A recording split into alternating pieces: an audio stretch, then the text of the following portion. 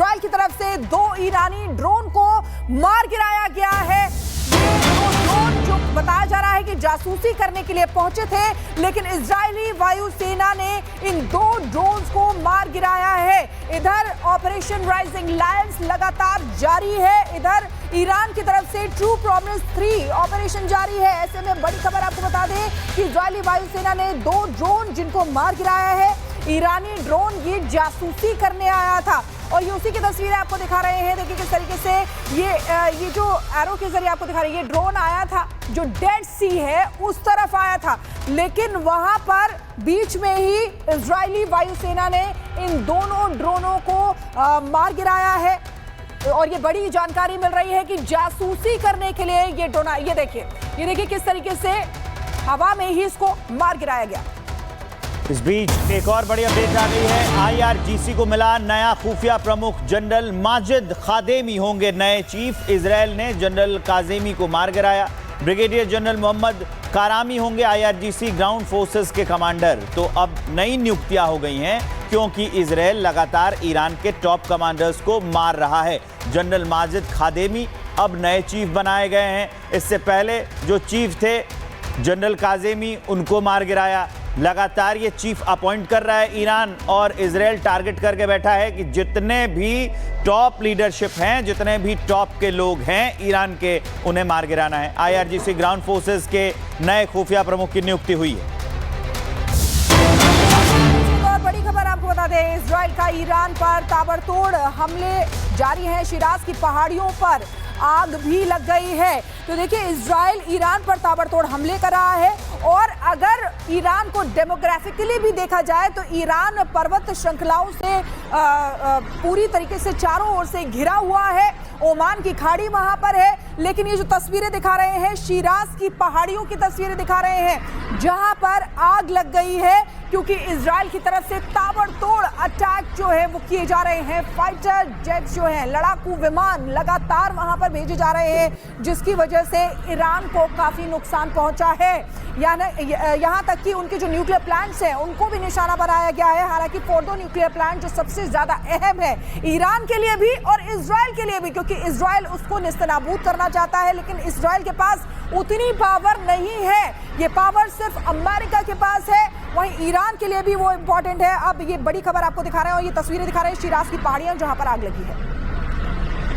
तो आपने वो आसमान देखा किस कदर हमला कर रहा है लगातार। ईरान के आक्रामक रुख से इजराइल में हाहाकार मच गया है। इजराइल के पीएम नेतन्याहू ने ईरान को जवाब देने के लिए अब नया प्लान बनाया है। ऐसे में तय है कि आने वाले वक्त में इजराइल और ईरान का युद्ध और ज्यादा आगे बढ़ेगा और ज्यादा भयावह हो जाएगा। एक रिपोर्ट देखिए।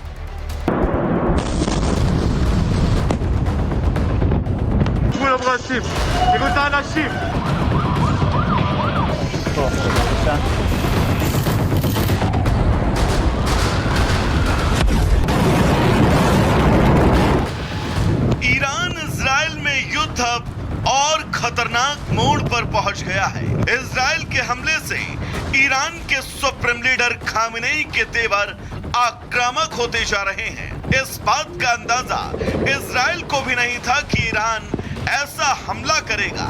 ईरान के अटैक से इजराइल में अब हाहाकार मच गया है। ईरानी हमले से कई बिल्डिंगें तबाह हो गई।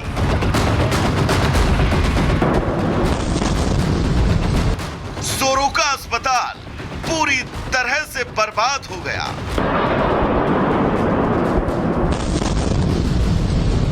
इजरायली स्टॉक एक्सचेंज को ईरान ने तबाह कर दिया।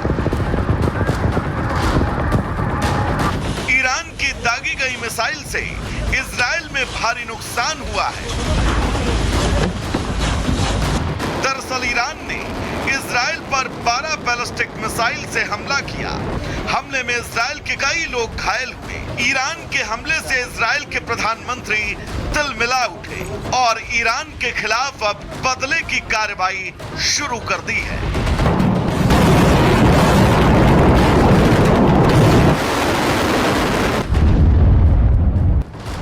उधर ईरान इजराइल युद्ध के बीच अमेरिका ने इजराइल को 12 कार्गो विमान भेजे हैं। विमान से बम बारूद की बड़ी खेप पहुंचाई गई है। अमेरिका ने कार्गो के जरिए इजराइल को भारी मात्रा में सैन्य उपकरण भेजे हैं। मतलब साफ है कि इजराइल अब ईरान पर बड़े हमले की तैयारी में जुटा है। वैसे भी इजराइल ईरान के परमाणु अड्डों को टारगेट कर रहा है। तेहरान से करीब 250 किलोमीटर दूर अराक परमाणु रिएक्टर पर इजराइल ने हमला किया। इजराइल के 40 फाइटर प्लेन ने 100 से ज्यादा गोला बारूद के जरिए तेहरान और ईरान के कई सैन्य ठिकानों पर हमला किया। इजराइल के निशाने पर फोर्डो परमाणु अड्डा, जहां यूरेनियम की क्षमता बढ़ाने और विकसित करने का काम किया जाता है, वहीं इस्फहान परमाणु रिएक्टर, जहां यूरेनियम को स्टोर किया जाता है, जबकि नतांज परमाणु रिएक्टर पर इजराइल पहले भी हमला कर चुका है। नतांज में ईरान के 2 प्रमुख प्लांट हैं। इतना ही नहीं, इजराइल के निशाने पर तेहरान अनुसंधान केंद्र भी है, जो परमाणु बम बनाने के लिए महत्वपूर्ण है। ईरान के ताबड़तोड़ हमले के बाद इजराइल ने ईरान के सुप्रीम लीडर को खत्म करने की कसम खा रखी है। वैसे भी इजराइल ने अब तक ईरान के कई कमांडर्स ढेर कर दिए हैं। ऐसे में साफ है कि आने वाला वक्त इजराइल ईरान युद्ध के लिए एक नया मोड़ होगा। Bureau report, Republic Bharat.